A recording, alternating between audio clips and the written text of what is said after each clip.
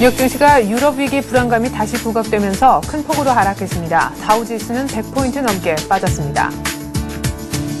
유럽 증시도 하락하며 최근 지속된 상승 랠리를 마감했습니다. 지난 7월에 실시가 됐던 유럽 스트레스 테스트에서 일부 은행들이 부실 국채 보유 규모를 축소했다는 주장이 제기됐습니다. 국제 유가 또한 유럽발 위기 불안감이 높아지며 원유 수요가 위축될 것이라는 관측에 하락세를 보였습니다. 월스트리트저널은 지난 7월에 실시된 유럽 스트레스 테스트에서 일부 은행들이 부실 국채 보유 규모를 축소했다고 보도했습니다.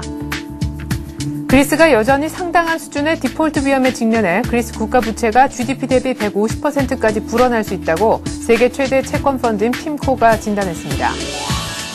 한편 파이낸셜 타임스는 유로존 국가들이 9월에 1,030억 달러가량의 국채 만기분을 막기 위해 새로운 채권을 발행할 것이라고 전했습니다.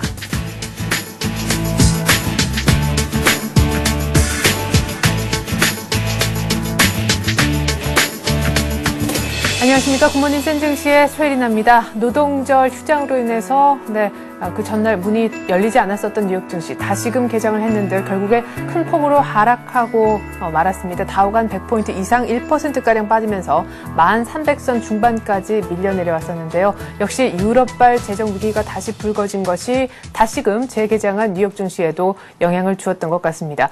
우리 증시가 좀 영향을 받아서 그래도 뉴욕 증시는 좀 정신을 차리면 우리도 어떤 그 사이클을 끊을 수 있지 않을까 기대를 했었는데 역시 뉴욕도 일단은 휘청이는 모습이 나왔습니다.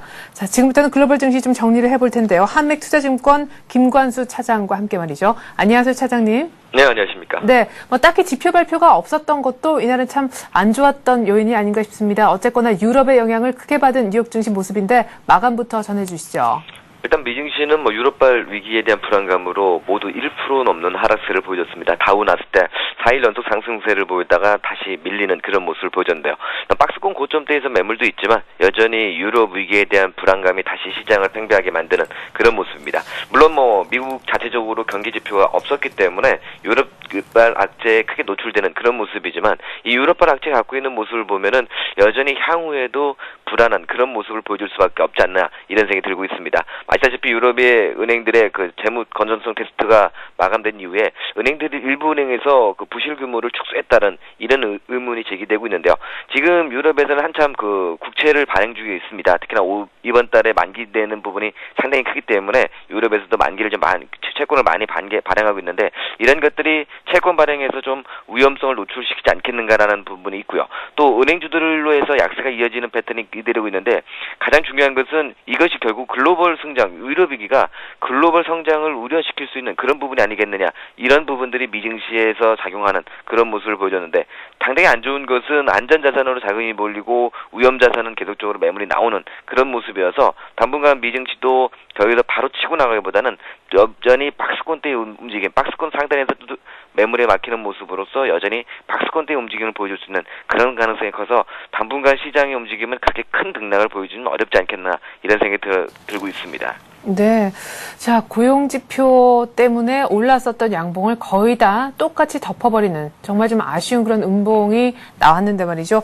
앞서서 말씀해 주셨듯이 은행주들의 힘이 좀 없었던 것 같습니다. 역시 유럽 은행들의 부실 국채 규모 은폐 의혹이 있었기 때문에 당장 직격탄은 은행주가 맞은 것이 아닌가 싶기도 한데요. 이런 유럽발 위기가 다시가 대두가 되면 글로벌 성장세가 둔화될 수밖에 없다는 우려 탓에 원자재 쪽도 약세를 띄었던 것 같습니다. 나스닥 보니까 나스닥도 좀 빠졌는데 업종별로 일단 간단히 좀 분위기부터 짚어보고요. 유럽 얘기 자세히 해보죠. 일단 아시다시피 유럽 증시에서 가장 불안했던 것이 은행주의 모습이었습니다. 그래서 JP 모건, 웰스파고 모두 약세를 보여줬고요. 모건 스탠리도 2% 이상의 하락세를 보여줬습니다. 그리고 뱅크 오브 아메리카라든지 시티그룹들도 전체적으로 2에서 3%대의 약세를 보여줬고 그 비은행권인 ING라든지 그리고 아멕스 같은 경우도 4%대의 하락세를 보이면서 전체적으로 은행 업종들, 금융 업종들의 하락세가 가장 컸던 그런 부분이 아닌가라고 판단되고 있습니다. 또 그리고 가장 아시다시피 글로벌 경기에 대한 우측이 나오면서 원자재 관련주인 알코아라든지 시레브론, 엑스모빌들도 한 1%대의 하락세를 보여줬는데요. 일단 애플 같은 경우 기술주에서는 애플이 좀 의외였습니다. 핑 사용자가 100만 명을 돌파하는 그런 호재가 나왔음에도 불구하고 여전히 나스닥 시장이 크게 밀리면서 0.4% 정도 밀렸고요. HP 같은 경우 전 CEO가 오라클의 대표인으로 선임되면서 좀 밀리는 그런 모습을 보여줬는데 전체적인 시장은 단기적인 재료보다는 유럽발 악재 속에서 은행주들은 좀 크게 밀려 내려가는 모습이고 원자재라든지 기술주들도 결국 함께 밀려 내려가는 그런 모습을 보였는데 중요한 것은 금 관련주들은 상당히 강세 패턴을 보였습니다. 금값이 뭐 사상 최고치를 보여주면서 금값 관련주들은 여전히 강세 패턴을 보여줬는데 그 밖에 업종들에서는 은행, 뭐 원자재 기술주 또 항공주들도 성수기가 지나면서 전체적으로 그 매물에 막히는 그런 모습을 보이면서 항공주들의 약세도 좀 두드러진 그런 모습이 아니었나라 판단되고 있습니다. 네. 자, 이제 유럽 은행주에 큰 타격이 있었다라고 하셨는데 그 문제가 됐던 월스트리트 보도를 좀 자세히 다뤄봐야 될 것 같습니다. 지난 7월 달에 유럽 90여 개 은행을 대상으로 자산 건전성 평가인 재무 구조를 이제 조금 더 투명하게 그렇게 테스트해 볼 수 있는 스트레스 테스트라는 것을 실시를 했었는데 그 결과가 괜찮아서 이제 유럽 쪽은 안심을 좀 해도 좋겠다라는 분위기였지만 다시금 유럽발 재정위기 불씨가 살아나는 그런 꼴이 되지 않았나 싶습니다. 지금 부실 국채 그 규모를 은폐했다는 이런 의혹이 제기가 된 시점인데요. 어떤 식으로 숨겨왔다는 것인지 좀 구체적으로 전해주시겠어요? 일단은 뭐 이 앞전에 말씀하신 대로 그 건전성 테스트, 그 스트레스 테스트를 잘 소화했다고 해서 유럽의 재정 위기가 이제는 어느 정도는 한번 봉합된 것이 아니냐 이렇게 생각했는데 결국 그것이 봉합이 아니라 그냥 미봉책이 돼버리는 그런 모습을 마감됐습니다. 네. 일단은 바클레이즈 같은 경우가 어떤 식으로 했냐면 이탈리아 국채 보유를 한 47억 유로워치를 제외하고 신고했기 때문에 뭐 남은 국채 보유액이 7억 유로 정도로 신고를 했는데 알고 보니까 47억 정도의 유로를 갖고 있다. 그래서 나머지 부분은 신고하지 않았다. 그리고 가장 중요한 것은 뭐 은행들이 갖고 있는 전체 노출량에서 그 숏 포지션을 갖고 있는 매도 포지션을 갖고 있는 것들을 결국 함께 계산을 해버리면서 그 순 익스포저 순 위험을 그냥 쭉 내리는 그래서 매도 포지션을 갖고 있기 때문에 갖고 있는 그 원질적인 그 위험이 있지만 그 위험들을 네네.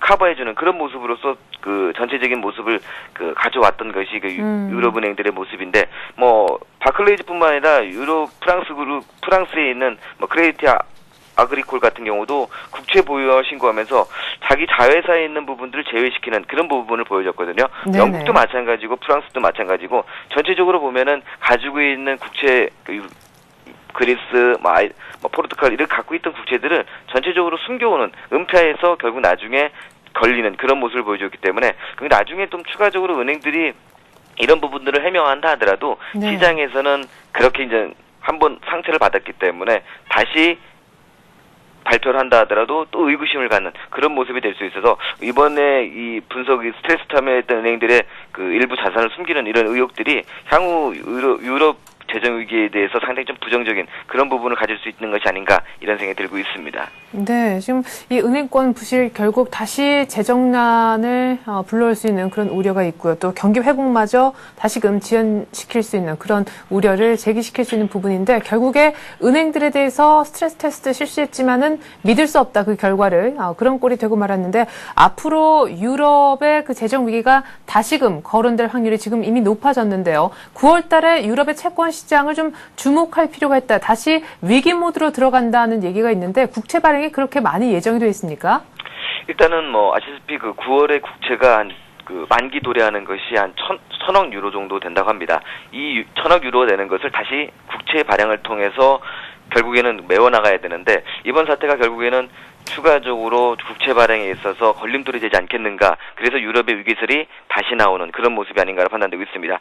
뭐 그리고 아시다시피 독일과 그 포르투갈, 아일랜드 같은 이런 이 국가 간의 스프레드 차가 너무 극심하게 벌어지고 있습니다. 지난 6월 그러니까 가장 컸던 그 재정 위기가 가장 심각했던 때에 그 스프레드 차만큼 벌어졌다는 건데 이 스프레드 차가 독일과 그 아이슬란드, 포르투갈이 벌어졌다는 것은 그만큼 시장에서 리스크가 높아졌다는 것, 재정 위기에 대한 가능성이 높아졌기 때문에 스프레드가 넓어지는 건데 이런 부분들이 시장에 나타나주고 있기 때문에 향후 발행되는 국채 조달이 좀 어려울 수 있지 않겠는가. 이 앞전에 그리스라든지 포르투갈이 어느 정도 미봉책으로 그 재정 위기를 벗어날 수 있던 것이 성공적인 국채 발행도 하나의 돌파구가 되는 것은 분명했습니다. 그러니까 이 국채 발행의 돌파구가 막힐지도 모른다는 이런 부분들이 시장에서 상당히 좀 유럽발 재정 위기가 다시 나타날 수 있지 않느냐, 이런 부분들이 상당히 크게 작용하는 것이 아닌가 이렇게 생각이 들고 있습니다.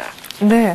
자, 그런가 하면은요, 뉴욕 쪽 자체적인 얘기를 조금 더 해보고 싶습니다. 오바마 대통령이 그 전일에 향후 도로 건설하고 또 다리 만들고 하는 SOC 사회간접자본에다가 향후 6년 동안 500억 달러 돈을 투입하겠다 이렇게 약속을 했는데, 오늘 밤에 또 R&D 관련해서 세액공제 또 투자를 약속을 했는데 그 규모가 어마어마하다면서요. 일단은 뭐 미국의 실업률을 잡기 위해서 뭐 미국도 여전히 열심히 하고 있습니다. 향후에 나오는 내년 실업률 전망치가 상향 조정되기 때문에 결국 SOC라든지 아니면 R&D 쪽에 집중적인 투자를 통해서 결국 고용을 좀 촉진시키려는 그런 모습을 보여주고 있는 것이 그 오바마 대통령의 큰 모습이 아닌가라 판단되고 있습니다. 네. 일단은 이 앞전에 정부에서 결국에는 어느 정도의 시장 개입을 하겠다라는 것을 보여준 다음에 뭐 국채를 만기 도래하는 부분들을 재투자하는 그런 부분을 보여준 다음에 이제는 실질적으로 SOC 자본에 투자하거나 아니면 R&D 쪽에 투자하면서 근본적인 시장 접근에서 결국에는 고용시장을 좀 안정시키겠다는 이런 부분을 좀 보여주고 있다는 것이 의미가 있는데, 결국 그만큼 미국의 실업률이 너무 높기 때문에 이것을 잡지 않고는 결국에는 경제가 살아날 수 없기 때문에 결국엔 좀 더 많은 투자를 하는 것이 아닌가 이런 생각이 들고 있습니다. 물론 이런 것들이 시장에서는 어느 정도 받아들일 수 있겠지만은 네. 아직까지 시장 전체적으로 봤을 때는 이것도 좀 더 지켜봐야 되는 그런 부분이 아니냐라는 쪽에 좀 비중이 가는 그런 모습이 아닌가로 판단되고 있습니다. 네, 11월 중간선거 앞두고 지금 소속타는 오바마가 일단은 지금 지르고 본다, 뭐 이런 선거용이다, 이런 분석들도 있는데 일단은 조금 말씀해 주신 것처럼 지켜볼 부분들이 더 있는 것 같습니다. 자, 그렇다면 유럽은 당장 얼마나 빠졌는지, 유럽의 은행주들은 어떤 모습을 보였는지, 역시 이쪽도 원자재 자원개발주들이 힘이 없는 그런 모습이었던 것 같은데요. 마감가 역시 좀 전해 들어볼까요? 일단 뭐 유럽도 약세 패턴을 보여주었습니다. 뭐 유럽이 가장 직격탄을 맞았다고 볼 수는 있는데, 네. 뭐 영국이 0.5% 정도 하락을 했고요. 프랑스나 독일이 한 1% 정도의 내외의 하락을 보였는데, 뭐 그렇게 큰 하락폭은 아니지만은 전체적으로 시장에서의 매매가 좀 부진한 그런 모습을 보여줬고, 특히나 은행주들의 약세가 여전히 이어졌고, 또 원자재라든지 에너지 관련주들의 약세도 이어지는 그런 모습을 보였습니다. 뭐 특별하게 유럽 증시에서 나타나는 모습은 여전히 그 유럽 증시, 뭐 위에서 말씀드렸듯이 그 스트레스 테스트에서의 문제점이 결국에는 유럽 증시에도 그대로 반영되는 그런 모습을 보여줬기 때문에 당분간은 시장에서 나타나는 것들은 유럽 증시도 이런 부분에서 크게 뭐 벗어나지 않고 있고요. 특히 좀 의아스러운 것은 결국 유럽보다는 또 미증시가 더 많이 빠져내려가는 그런 모습을 보여주고 있기 때문에 역시 유럽 증시는 아직까지 자체적인 모습보다는 결국 미증시를 뭐 추적하는 그런 모습을 보여주는 것이 아닌가 이런 생각이 들고 있습니다. 네. 자, 아까 앞서서 말이죠. 이렇게 유럽의 재정 건전성 우려가 재차 불거지니까 안전자산 선호 현상이 뚜렷하게 보여졌다 얘기를 하셨었고, 금값도 사상 최고치 언급을 하셨는데요. 당장 유로 쪽은 정말 힘없이 소위 말해 죽을 썼던 것 같습니다. 엔달러 같은 경우에도 지금 뭐 엔화의 다시금 초강세가 이어진 것 같은데, 이쪽 상품 시장 쪽 얘기하고 더불어서요. 환 시장도 좀 봐주시죠. 일단 뭐 유가는 유럽의 위기 불안감으로 인해서 단기적으로 매물에 막혔습니다. 아시다시피 뭐 경기가 뭐 글로벌 경기 둔화에 대한 얘기가 나오면은 네. 유가는 매물이 막히면서 74.09달러로 마감됐는데요. 전체적으로 시장에서 나름대로 경기 회복에 따라서 반등을 주긴 했지만 여전히 경기 민감도에 따라서 결국에는 유가는 약세 패턴을 마감됐는데, 유가와 다르게 금값은 사상 최고치를 경신했습니다. 아시다시피 지난 6월 달에 형성되어 있던 고점을 돌파해주면서 1259달러까지 올라가는 주었는데요. 이렇게 금값이 급등한 이유 중에 하나는 뭐 금광 쪽으로 이어지는 계속적으로 그 M&A 소식이 계속 나오는 그런 부분들도 시장을 금 수요에 대한 소비 촉진을 해주고 있지만 안전자산 효과가 좀 뚜렷하게 나타나는 것이 아닌가. 결국에는 유럽도 다시금 재정 위기에 오고 여전히 미국 증시도 더블딥에 대해서 어느 정도는 벗어났다고 얘기를 하고 있지만 누구 하나도 더블딥에서 이제 완전하게 벗어났다는 얘기를 못하고 있기 때문에 결국 금값을 계속적으로 금을 사두는 그런 모습을 보이면서 고점 경신을 보여주었고요.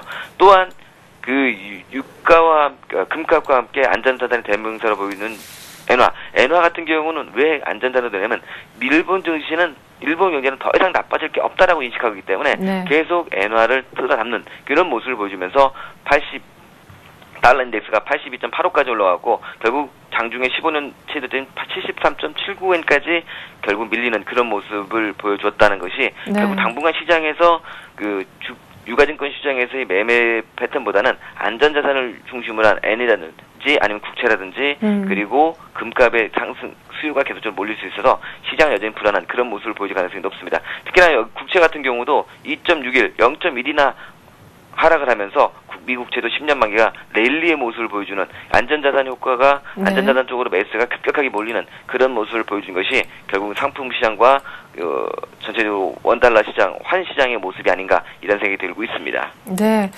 자, 그래요. 이제 안전자산 선호 현상이 뚜렷하게 아주 통일적으로 나타났던 그런 모습을 전해주셨었는데요. 금값은 고공행진을 펼치고 있고 엔화가 다시 강세로 이렇게 돌아선 상황입니다.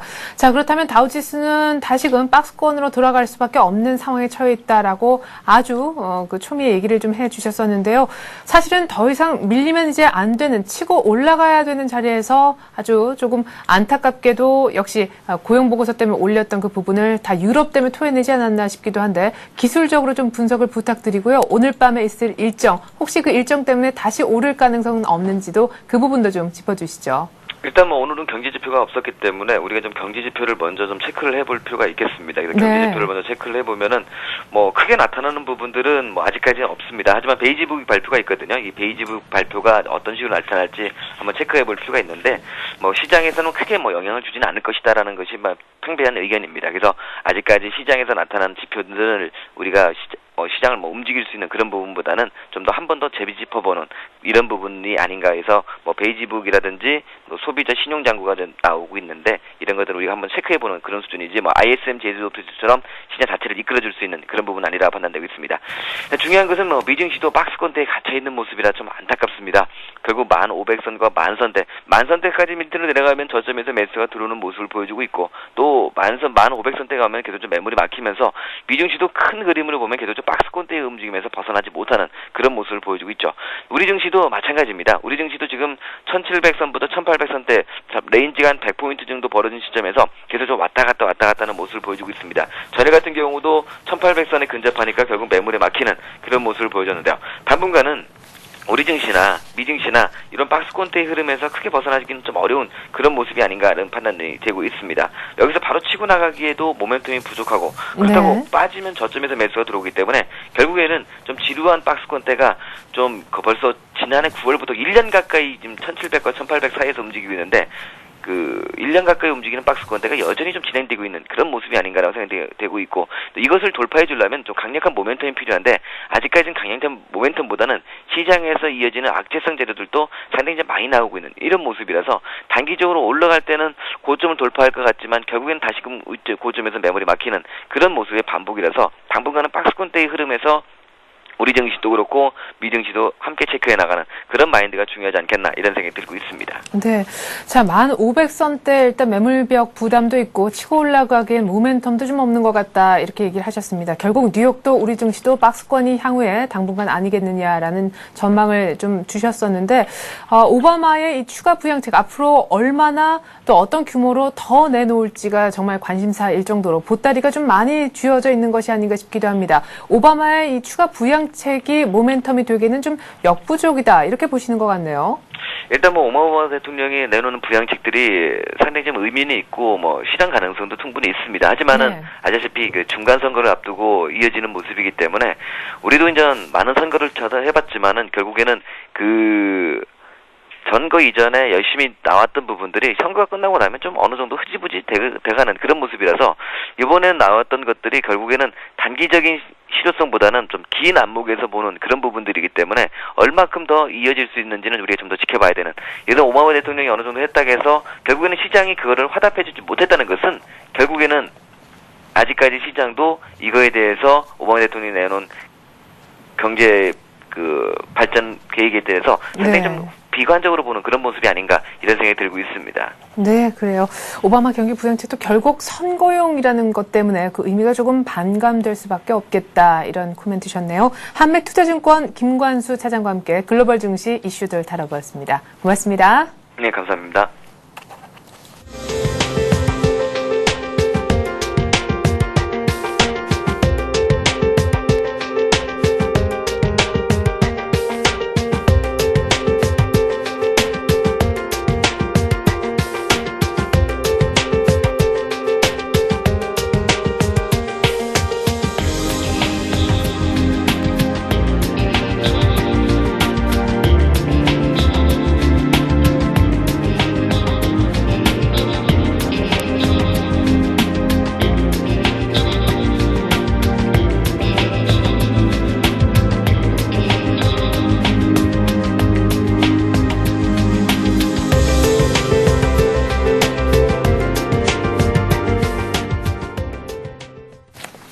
네, 이렇게 간밤에 뉴욕 증시는 다시금 열렸습니다만은 유럽 위기에서 역시 뉴욕도 자유롭지 못했습니다. 다우가 고용 보고서 때문에 올랐던 상승폭을 거의 반납하고 마감이 됐는데요.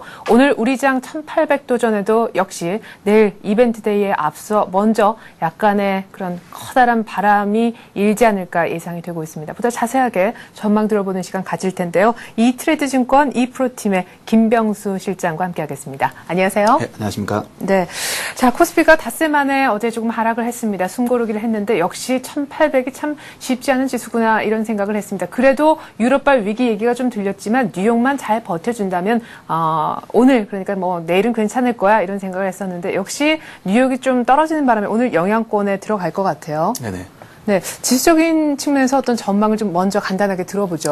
일단 뭐 1800선 거의 한 1년 정도의 박스권 부분들이 진행되다 개인 투자가들이 상당히 힘드신 부분들이 있을 텐데 이런 부분들이 지금 최근에 이제 이번에 내일 이제 만기일 부분들도 진행되면서 특히 투신권에서 펀드 환매 물량 부분들이 집중적으로 지금 최근에 한 이틀 동안 3천억 이상 부분들이 나오는데 이러한 매물 부분들을 외국인들이 지속적으로 전기전자 쪽이라든지 특히 운송장비 업종군들을 매수를 하면서 지수를 약간 떠받치는 이런 부분들이 좀 보여주고 있습니다. 그러면 어떻든 이슈 부분들이 좀 될 수 있는 부분들이 유럽발 지금 리스크 부분이 다시 좀 부각되는 부분들이 있는데 이러한 부분들은 몇 달 전에 이미 시장에서 반영됐던 부분들 어떻게 보면 다시 한번 뉴스 부분들로 나오는 부분들이 있는데 이러한 뒷면에 이번 주에 미국에서 국채 발행을 약 1,000억 정도 하는 부분들이 좀 될 수가 있습니다. 이 부분들이 하나의 좀 부각 포인트가 될 수 있는데 이제까지 미국에서 국채 발행의 대규모 금액 부분들이 좀 부각이 될 때마다 비하인드 스토리 부분들로 두바이 사태라든지 어떤 신용 리스크 부분들이 부각되는 부분들이 있습니다.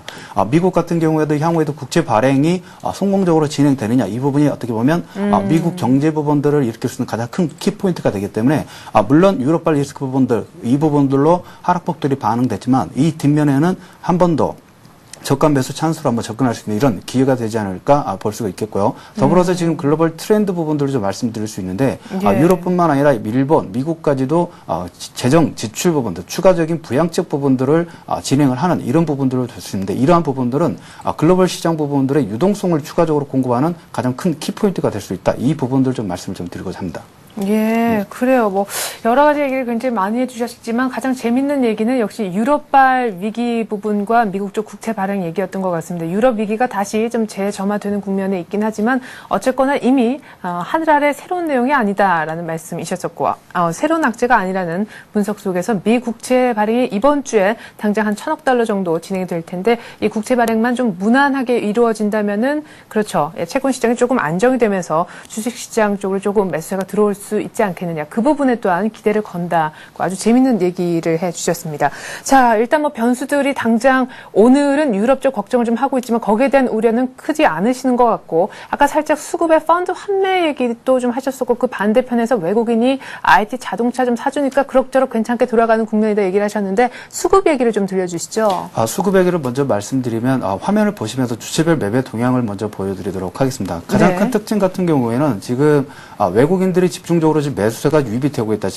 올 지금 7월부터 지속적으로 외국인 같은 경우 위에 빨간색 부분들은 외국인들의 순매수 부분들이 진행되고요. 특히 개인 같은 경우는 이 박스권 부분들이 진행부터 기속적으로 매도 부분들을 진행했다는 부분입니다. 어떻게 보면 우리나라 시장의 키포 특히 이머징 마켓 쪽에서 키포인트는 외국인들이 잡고 있습니다. 그 기관들 같은 경우에도 펀드 환매 부분들이 신청이 들어올 때마다 특히 대형주 부분들의 환매 부분들을 진행해야 되기 때문에 이러한 부분들에서는 자유롭지 못하다.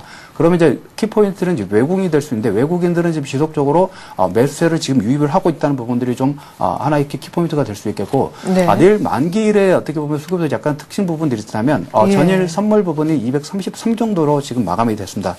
물론 이제 이 부분들은 금일 매매 형태에 따라서 이 추정치 부분들이 다소 변동될 수 있는 부분들이 있는데 외국인들 선물 합성 같은 경우에는 지금 전일 종가가 233인데 236.5 약 1800선 정도 이상 올라갈 경우에는 손실 구간으로 접근할 수가 있습니다. 이 부분들은 개인들의 포지션 같은 경우는 236점 그 1800선 아래 구간에서는 손실 구간으로 지금 추정치가 좀 나오고 있습니다. 이러한 부분들은 뭐냐면 내일 만기일이기 때문에 다소 이 순간까지는 내일 만기일까지는 지수가 1800선을 올라가기보다는 그 밑에 가격대에서 개인들의 손실폭들을 확대할 가능성 부분들을 높다는 이러한 부분으로 접근할 수 있는 부분들이 있겠고 물론 이제 이러한 부분들로 만기일까지는 다소 위축되는 부분들이 있겠지만 이제 7월과 8월 2, 4분기 실적 시즌이 끝나면서 이제 3, 4분기 실적 부분들에 대한 9월 중순부터는 3, 4분기 실적 부분들에 대한 기대감 부분들이 좀 부각될 수 있는 부분들이 있겠고 네. 이제 경제 선행지수 특히 중국의 PMI 지수라든지 지난주에 미국의 제조업 관련된 지표 부분들이 점차적으로 다소 느린 부분이긴 하지만 점차적으로 살아나고 있다는 부분들이 향후 이머징 마켓 글로벌 시장에서 유동성 생기는 부분과 실적 부분들을 내고 있는 이머징 마켓 쪽으로의 유동성 부분들 저가 매수 부분들로 좀 들어올 수 있는 부분들이 좀 있겠고 지금 섹터 부분들로 이제 관심 가는 부분들이 이제 보험 섹터라든지 전일 상승 부분들이 강하겠던 철강 섹터, 자동차 섹터 부분들이 있는데 중국 내수 소비주도 여전히 관심권이 있고요. 이번 주에 삼성생명이 코스피 200 부분들의 편입이 됩니다. 내일 금통위의 금리 인상 부분들이 진행될 경우에 네.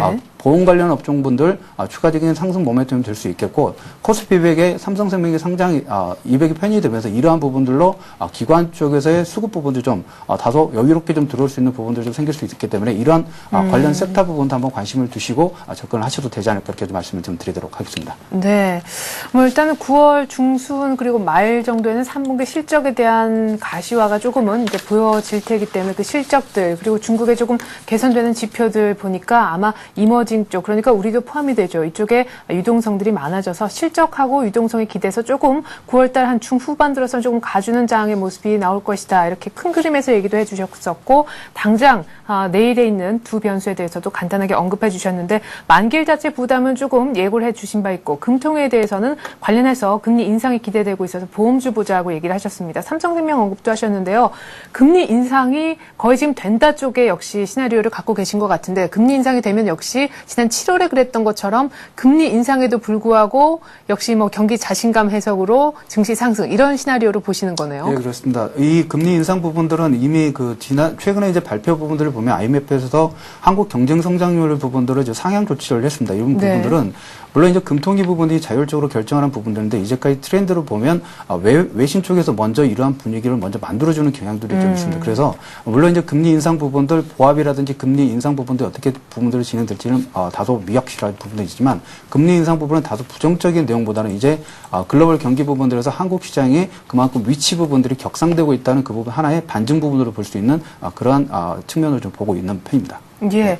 자, 그러면 지수 얘기로 좀 돌아가서요. 우리 코스피 차트도 좀 보고 싶고요, 다시. 이제 유럽발 다 악재가 알려져 있다고 하지만 분명 디폴트 얘기도 나오고 또 더블딥 얘기 또 유럽까지 여러 가지 좀 시장의 변수들이 하나 더 알려져 있는 변수이긴 하지만 더 늘어난 꼴이 됐다라는 생각이 좀 아쉽기도 한데 그러면 당장 만기일 부담은 있다고 하셨고 금통위 좀 좋게 보시고 이게 이제 혼재된 있는 것이 목요일장 바로 내일장이 될 텐데요. 그럼 이번 주 자체에 1800은 역시 조금 어렵게 되는 것인지 그럼에도 괜찮을 거라 보시는 건지 차트를 좀 분석을 해 주시죠. 일단 기술적 분석상을 이제 차트를 보면서 말씀을 좀 드리기 전에 조금 전에 말씀드렸던 것처럼 물론 이제 추정치기는 합니다. 추정치기는 하지만 선물 부분들 합성 물론 이제 만기일이기 때문에 외국인들이라든지 개인의 포지션이 어떻게 진행되느냐에 따라서 이번한 변수 부분들 손익 구간에 이 손익 구간이 결정되기 때문에 조금 전에 말씀드렸던 것처럼 236, 약 1800선 정도는 돌파되기가 약간 어렵지 않을까 이런 부분을 좀 볼 수 있겠고 전일 이제 유럽발 리스크 부분들이 좀 부각되는데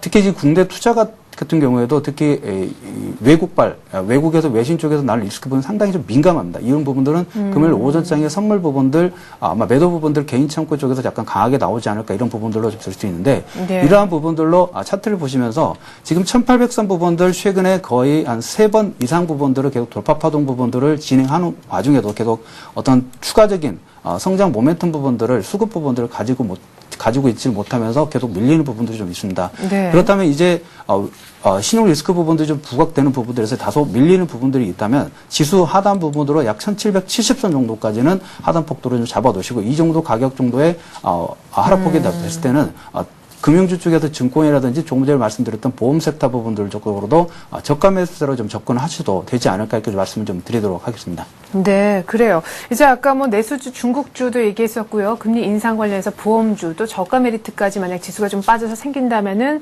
지수적인 측면에서 언급하자면 한 1770선대 정도에서는 조금 담아주는 그런 얘기를 해주셨습니다. 그럼 어제 급등했었던 또 최근 들어서 조금 올라와주고 있는 IT 자동차도 있지만 철강에 대한 의견을 여쭤보지 않을 수가 없습니다. 일단 뭐 어제 중국 관련해서 여러 가지 호재성 재료가 나오기도 했었지만 워낙 많이 빠졌었는데 이것이 잘 타이밍이 두 박자가 잘 맞아서 어제 폭발적으로 올라 올라간 것이다. 이런 분석들이 많더라고요.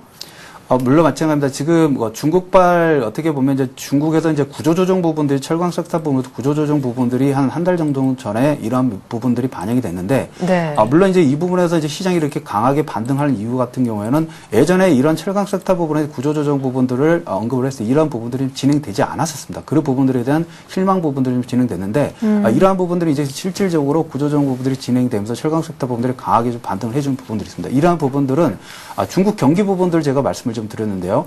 지금 어떻게 보면 이제 중국 경기 선행지수 부분들이 반등을 하느냐 안 하느냐 이 부분들이 어떻게 보면 글로벌 시장계, 글로벌 투자자들이 가장 큰 관심을 좀 두고 있는 부분들이 좀 될 수 있습니다. 네. 이러한 구조조정을 통해서 조금 전에 말씀드렸던 지금 뭐 도시화라든지 그다음에 건설, 중국 PMI 관련된 제조업 관련된 부분들이 지수 부분들이 상향하라고 있기 때문에 그 부분들의 전방 산업이 지금 상향 쪽으로 조금씩 터닝하는 부분들이 있기도 후방 산업인 철강 부분에 대한 철강 섹터 부분에 대한 메리트 부분들은 저가 메리트와 수급적인 메리트 부분들은 여전히 매력적인 부분이라 좀 말씀 좀 드릴 수 있겠습니다. 예.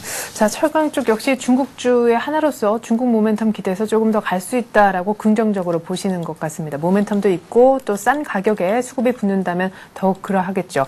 자, 말씀하신 뉘앙스로 봤을 때 오늘 보험주 종목 하나 갖고 오신 것도 같은데 글쎄 아까 내수주라는 광범위한 언급도 하셨어서 오늘 엣지 종목 어떤 것인지 궁금합니다.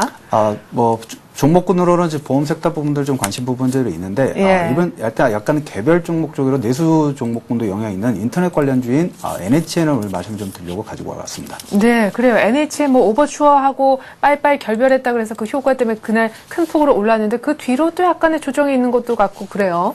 예, 오버추어 이제 결별 부분들이 좀 진행되면서 단기적으로 상승 부분들에 대해서 거의 상승폭도를 반납하는 조정 부분들로 좀 진행되는데, 네. 이 부분들 오버추어와 결별을 하면서 단기적인 부분들, 비용 부분들이 좀 증가될 게 하기 때문에 NHN의 단기적인 수급적인 부분에서 약간 될 수 있는 부분들이 있습니다. 하지만 이 부분들 자체 그 자회사 부분들로 진행하다 보면 예전에 수수료 부분들을 납품했던 부분들이 NHN의 본질적인 매출 부분들로 지금 진행될 수 있겠고, 네. 다른 측면으로 말씀을 드리자면 무선 데이터 통신 부분들, 특히 무선 스마트폰 시장이 열리면서 무선 데이터 부분이 상당히 강하게 이렇게 지금 증가를 하고 있습니다. NHN 같은 경우 여러분들이 알다시피 유선 시장에서 플랫폼 부분에서 거의 부동의 1위 부분들을 좀 진행을 하고 있는데, 네. 이러한 부분들이 지금 광고, 유선 시장의 광고 부분들이 모바일 시장으로 지금 급격하게 지금 증가를 하고 있습니다. 그렇다면 어떤 그 플랫폼 시장에서 NHN과 다음 서로 지금 다음에서는 로드뷰 서비스라는 부분들로 어떻게 보면 강점 부분들을 진행했는데, 네. NHN 같은 경우에는 개인 검색 광고 서비스와 부분과 모바일 관련된 플랫폼 부분들을 지금 만들어가면서 지금 많은 웹스토어 부분을 해서 지금 플랫폼 부분들을 지금 접근을 하고 있습니다. 이러한 부분들이 NHN에 지금 계속 NHN 같은 경우도 그 6개월 이상의 박스권 부분들을 진행했는데, 조금 전에 오버추어 관련된 부분과 모바일 검색 광고, 개인 검색화 서비스 부분들이 향후에 NHN의 추가적인 성장 모멘텀으로 가능성 부분들이 있겠고, 가장 중요한 부분들이 이러한 부분들이 지금 진행되는데도, 네. 기관 같은 경우에는 지금 펀드 환매 부분들로 지속적으로 대형주의 매도 부분들을 진행하는데, 외국인들 같은 경우에는 지속적으로 60% 이상이 50% 이상이 넘어가면서 물량 부분들을 계속 NHN을 매집을 하고 있다, 이 부분이 가장 네네. 큰 포인트가 좀 되지 않을까 이렇게 좀 말씀 좀 드리도록 하겠습니다. 그래요.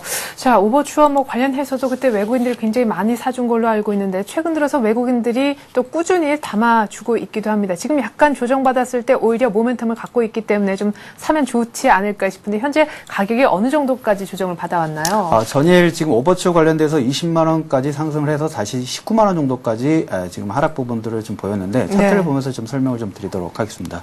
자, 밑에 보이시는 빨간색 선이 외국인들의 지속적인 순매수 현황입니다. 좀 더 길게 보시자면 2월 달부터 박스권 부분들이 거의 1년 이상이 지금 진행이 되는데도 외국인들 같은 수급은 지속적으로 좀 매집을 하고 있는 부분이고요.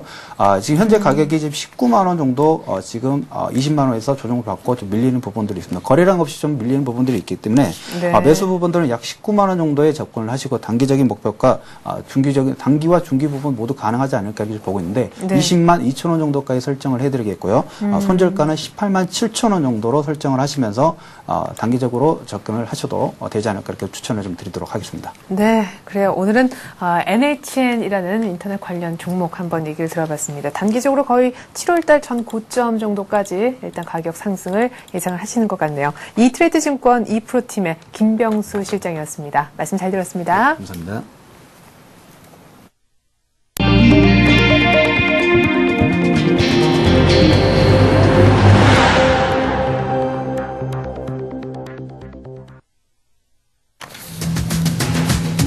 신한금융지주 제일교포 사회이사가 신상훈 사장에 대한 해임 추진을 반대하고 나서면서 사태가 새로운 국면을 맞고 있습니다. 이번 주에 열릴 예상됐던 이사회 개최 시기도 다시금 조정될 전망입니다. 생애 최초 주택 구입자금 대출이 오늘 13일부터 시작됩니다. 강남 3구를 제외한 전용 면적 85제곱미터 6억 원 이하의 모든 주택이 대상이며 금리는 연 5.2%에 2억까지 대출이 가능합니다. 교육의 질이 떨어져 학자금 대출을 제한받게 되는 대학 30곳의 명단이 공개됐습니다. 이번 부실대학 발표를 계기로 대학의 구조 조정이 본격화될 전망입니다. 내일 열리게 되는 한국은행의 금융통합위원회에서 금리가 인상될 것이란 전망에 무게가 실리고 있습니다. 채권시장의 전문가 절반 이상이 기준금리 인상을 점치고 있습니다. 암보험 상품이 사라지고 있는 가운데 가입 막차를 타려고 하는 소비자들이 몰리고 있습니다. 대형업체 취급 외면에 중소형 보험자의 틈새 상품이 인기입니다. 네, 오늘 이 같은 내용 갖고 이슈는 서울경제신문 경제부에 있는 이혜진 기자와 함께하겠습니다. 이 기자 안녕하세요. 네, 안녕하세요. 네, 자 신한금융지주 사태가 연일 금융가를 달구고 있습니다. 하루하루 정말 날이 지날 때마다 새로운 뉴스가 터져 나와서 갈피를 못 잡고 있는 그런 모습인데 아직까지 검찰 수사 결과가 정확하게 나오지 않은 가운데 최대 주주라고 할 수 있는 제일 교포들이 주주들의 입장이 지금 발표가 됐습니다. 결국에는 신 사장의 거취와 관련한 입장이 어떻게 나왔는지 그것부터 좀 전해주시고 사태가 그렇다면 좀 많이 턴이 된 것 같은데 현 주소까지 좀 짚어봐 주시죠. 예, 신한금융지주 사태의 키를 쥐고 있는 제일교포 주주들이 사실상 신 사장 해임에 대한 반대 입장을 밝히면서 사태가 새로운 국면을 맞고 있습니다. 네. 제일교포 사회이사인 정행남 제일한인상공회의소 고문이 어제 라흥찬 회장을 만났는데요. 정 사회이사는 면담 직후 기자들과 만나 신 사장에 대한 해임은 없을 것으로 생각한다고 말했습니다. 이는 신 사장 해임안이 이사회 안건으로 상정된다 하더라도 반대표를 던지겠다는 뜻을 내비친 것입니다. 아직 검찰 수사 결과가 나오지 않은 상황에서 신 사장 해임안을 상정하는 것 자체에 제일교포 주주들은 거부감을 갖고 있는 것으로 전해졌습니다. 신 사장을 배임 및 횡령 혐의로 급작스럽게 고소한 이후에 신한은행 측은 제일교포 주주들로부터 거센 항의를 받아왔는데요. 이백순 신한은행장이 그저께 도쿄를 방문해서 제일교포 사회이사를 설득하는 데 성공하는 것으로 알려지면서 어제까지만 해도 판세는 이 행장과 라흥찬 회장 쪽으로 기우는 듯 했습니다. 네. 그런데 어제 오후 상황은 다시 반전된 것입니다. 이에 따라 신 사장 해임과 관련해 열릴 것으로 예상됐던 이사회 개최 시기도 다시금 조정될 것으로 보입니다. 그러나 일단 이 행장 측은 제일교포 사회이사를 끝까지 설득하는 데 최선을 다하겠다는 입장입니다. 조만간 오사카와 나고야 지역에서 사회이사 대상으로 설명회를 개최할 예정입니다. 그러나 금융권에서는 사태가 파국으로 치닫기 전에 중재안이 나올 가능성에 주목하고 있는데요. 네네. 검찰 수사 결과가 나올 때까지 신 사장을 해임하지 않고 직무를 정지시키는 방안이 거론되고 있습니다. 검찰 수사 결과 무혐의가 드러나게 되면 신 사장은 다시 업무에 복귀할 수 있게 됩니다. 그리고 또한 이사회 자체를 미루고 검찰 수사 결과를 지켜보는 방안도 나오고 있는데요.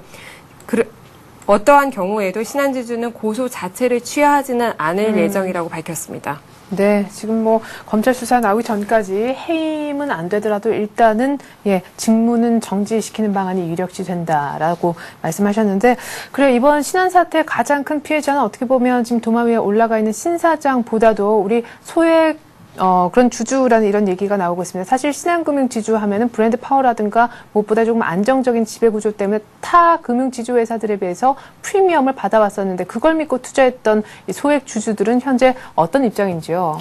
예, 그렇습니다. 이번 사태의 최대 피해자는 전체 지분 중에 64.3%를 들고 있는 소액 지주라는 지적이 나오고 있습니다. 네. 지난 3일간 신한금융지주의 시가총액은 1조 3천억 원이 증발했는데요. 대부분이 소액 주주들의 손해인 셈입니다. 제일교포 지분이 전체의 17%밖에 되지 않지만 결속력이 강하기 때문에 국내 리딩뱅크라고 할 수 있는 신한지주의 경영진을 좌지우지해왔는데요. 네. 라흥찬 회장은 제일교포 지주의 전폭적인 지지하에 장기 집권을 해왔고 이에 화답하면서 제일교포 지주를 라흥찬 회장들이 신주단지 모시듯 했다. 이런 지적이 나오고 있습니다. 네.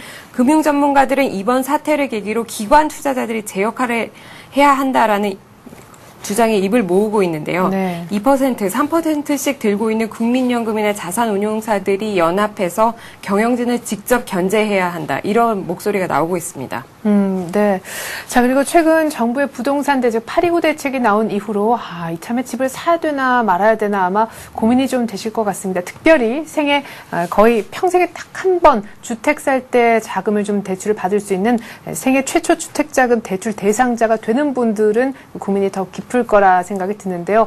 자세한 내용을 좀 전해주셨으면 좋겠습니다. 최대 한 2억 원까지 대상자의 경우 받을 수 있다고요? 예, 그렇습니다. 생애 최초 주택 구입 자금 제출이 오는 13일부터 시작이 됩니다. 네. 이는 2005년 말에 종료됐던 제도가 다시 부활하는 것인데요. 예. 대상자에 대해서 잠깐 설명을 드리겠습니다. 세대원 전원이 주택을 소유한 적이 없는 무주택자여야 하고요. 부부 합산 소득이 4천만 원 이하여야 합니다. 대상 주택은 투기 지역인 서울, 강남 3구를 제외한 지역의 전용 면적 85제곱미터, 6억 이하의 주택입니다. 금리가 관심 사항이실 텐데요. 금리는 네. 5.2% 고정금리입니다. 네. 세 자녀 이상일 경우에는 4.7%로 낮아집니다. 20년 만기로 2억 원 한도를 지원합니다. 금리가 일부 높다는 지적도 있는데요. 네네. 시중금리에 비해서 20년 장기 고정금리인데다가 중도 상환 수수료가 없기 때문에 은행권 상품과 비교해서 상당히 매력적이다. 이런 게 국토해양부 관계자의 설명입니다. 요즘 부동산 시장은 총부채 상환 비율, 즉 DTI 규제가 풀렸지만 아직 관망하는 분위기가 역력한데요. 네. 그러나 요즘 들어서는 생애 최초 대출 문의가 늘어나고 있고 이달 중순에 대출이 본격적으로 실시되면서 가을 이사철로 접어들면 실수요자들이 서서히 움직일 것으로 전문가들은 내다보고 있습니다. 네, 그래요. 또 생각해보니까 이제 가을이면 이사철이군요. 이렇게 해서 집 사는데 생애 최초로 또한 주택 자금을 좀 대출받을 수 있는 대상자에 한해서 어떤 혜택들을 받을 수 있는지 13일부터 시행되는 제도에 대해서 저희가 말씀을 드렸는데요. 뭐 집 살 때 대출받는 것도 그렇지만 지금 대학들도 정부로부터 학자금 대출을 받고는 있습니다. 그런데 대학의 질이 별로 좋지 않을 경우 정부가 내어주는 그 대출 규모 자체를 좀 제한받을 수 있다. 이런 얘기가 있었는데 그 대학 명단이 공개가 됐습니다. 30개 정도가 되는 것 같은데 어떤 기준으로 걸렀는지 일단 궁금하고요. 그 걸러진 대학들은 언제부터 이렇게 좀 제한적인 대출만 받을 수 있는지요? 예, 어제 교육과학기술부가 학자금 대출 제도의 건전성을 유지하고 대학 교육의 질을 높이기 위해서 내년 1학기 신입생부터 대출 한도를 제한하는 30개 대학의 명단을 발표했습니다. 네. 전국 4년제 대학과 전문제 대학 345곳을 대상으로 취업률, 전임교원 확보율들과 같은 교육 여건과 성과 지표를 평가해서 추린 명단입니다. 네. B등급을 받으면 등록금의 70%까지 대출이 가능한데요. 극동정보대학, 영남외국어대학, 대구예술대학 등 24곳이 B등급에 속했습니다. 네. C등급을 받으면 등록금의 30%만 대출이 가능한데요. C등급은 건동대, 탐라대 등이 포함됐습니다. 그래요. 이번 명단 발표가 단순한 어떤 그런 학자금 대출 제한이 되는 그런 대학의 명단을 공개한 것 이상의 의미를 지금 지니고 있다는 분석이 많습니다. 본격적으로 대학의 구조조정 칼을 정부가 뽑은 것이다. 이런 분석들도 있는데 당장 이 리스트에 든 대학교에 다니는 학생들의 피해가 예상됩니다. 예, 어제 발표한 명단은 사실상 부실 대학이라고 정부가 이렇게 낙인을 찍었다라고 할 수 있겠는데요. 네. 수년 전부터 교육 당국은 대학의 학령 인구 감소에 따라 대학 경영 위기가 올 것이라고 경고하면서 구조조정을 추진해왔습니다. 내년에도 경영에 문제가 있는 대학을 발표해 구조조정을 지속하겠다는 의지를 어제 다시 한번 확인했습니다. 네. 일단 수험생과 학부모들은 명단 발표를 반기고 있습니다. 경쟁력이 없는 대학을 피할 수 있도록 더 많은 정보가 공개돼야 된다는 입장입니다. 그러나 말씀해 주신 것처럼 명단에 포함된 대학의 재학생과 졸업생들은 취업 시 불이익 때문에 불만을 토로하고 있는 상황입니다. 네, 그래요. 일단 뭐 당장 그 리스트에 올라간 대학들 같은 경우에는 신입생들이 합격을 뭐 거의 지금 뭐 포기하는 그런 사태까지 나타날 수 있어서 어쨌거나 신입생 유치에는 조금 비상이 걸린 것 같습니다. 그리고 내일 우리 한국은행에서 금융통화위원회 열고 기준금리를 결정을 하게 됩니다. 7월에는 깜짝 인상이 있었고 8월에는 여러 가지 해외 변수들 조금 보느라고 눈치 보느라고 출구 전략의 속도 조절을 좀 하면서 금리를 동결했었는데 이번에 또다시 징검다리식으로 추석을 앞두고는 있지만 올리지 않을까라는 전망이 대세라면서요. 예. 9일 열리는 한국은행 금융통화위원회에서 기준금리가 인상될 것이라는 전망에 무게가 실리고 있습니다. 채권시장 전문가를 대상으로 설문조사한 결과 응답자의 52%가 이번에 기준금리가 인상될 것으로 전망했습니다. 이유는 선진국의 더블딕 가능성이 갈수록 옅어지고 있는 데다가 한국의 경제 성장률도 예상대로 올해 말까지 6% 달성이 무난할 것으로 보이기 때문입니다. 특히 7월 금통위에서 기준금리를 올렸음에도 불구하고 시중금리가 하락해서 시장 충격이 크지 않다는 점 또한 기준금리 인상의 발걸음을 가볍게 하는 요인입니다. 그러나 가계의 이자 부담이 문제인데요. 이 때문에 금리 인상을 서두르지 않고 올해 연내 한 번 올리기는 올리되 조금 더 관망할 수도 있다라는 전망도 일부에서 나오고 있습니다. 네.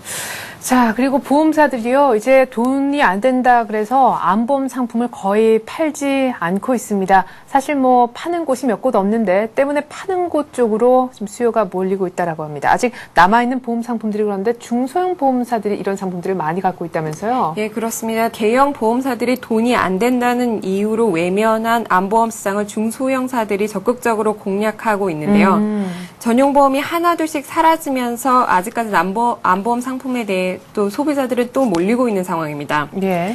신한생명의 암보험은 월 평균 2,700건 안팎의 가입 시작을 올렸는데 지난달에는 3,600건으로 급증했다고 합니다.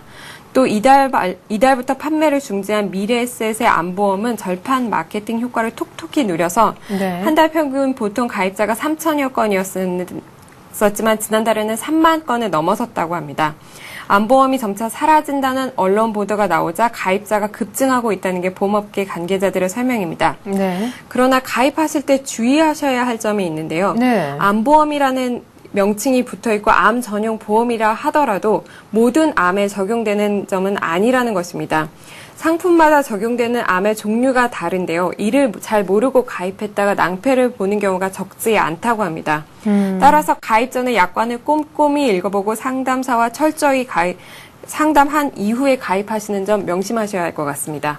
네, 뭐 많지 않은 암보험 상품인데 뭐 늦게라도 막차를 타려고 생각하셨던 분들 일단 그 상품 내용들 꼼꼼하게 어떤 관련 암에 대해서 커버를 해주려고 하는 건지 약관들 좀 잘 챙기시기 바라겠습니다. 이렇게 해서 오늘 이슈는 서울현대신문 경제부 이혜진 기자와 함께했습니다. 이 기자 수고 많았습니다. 네, 감사합니다. 노동절 관련해서 쉬었었던 뉴욕 증시가 다시 열렸습니다만 유럽 따라서 유럽의 재정 위기가 다시 불거지는데 영향을 받으며 큰 폭으로 내렸습니다. 다우가 100포인트 이상 1% 이상 빠졌는데요. 나스닥과 S&P 500의 하락폭도 만만치가 않았습니다. 지난 7월 달에 괜찮았던 것으로 평가를 받았었던 실시가 됐었던 유로존의 스트레스 테스트 결과를 믿을 수 없다는 분위기가 다시 팽배해졌기 때문인데요. 유럽발 은행 부실이 다시 고조되니까 안전자산 선호 현상이 다시 불거졌습니다. 금값은 온스당 거의 1260달러에 육박해서 사상 최고치를 찍었고요. 엔화는 얼마 전 그랬듯이 달러 대비 15년 내 최고치를 다시금 썼습니다. 분위기가 어째 노동부에서 내놓은 고용보고서 내놓기 이전으로 돌아가는 느낌이라 조금 안타깝다 하는 생각이 듭니다. 1800을 코앞에 두고 일단 안 좋은 악재를 만났는데요. 유럽에 이어서 뉴욕 시장까지 반응을 일단 해준 분위기. 우리 증시도 일단은 오늘 아침 몸을 낮추리라 생각이 듭니다. 더 자세한 우리 당 소식은 잠시 출발 센팅실을 통해서 들려드리겠습니다. 고맙습니다.